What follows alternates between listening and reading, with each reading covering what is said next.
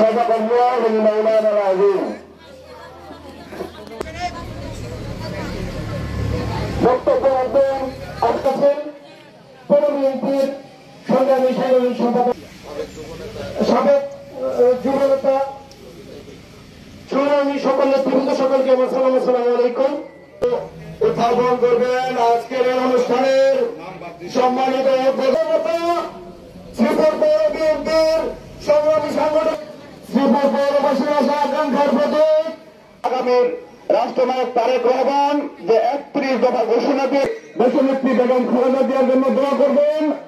আমাদের আগামী তারেক রহমান উনি আমাদেরকে নির্দেশ দিয়েছেন যারা সিদ্ধান্ত আছে রাষ্ট্র মেরামতের কর্মসূচি ঘোষণা করেছেন।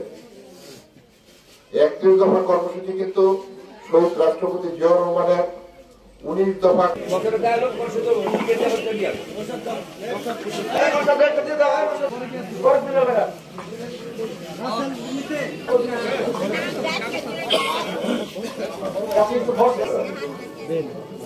নাসিমের ছবিটা সহ আসেন।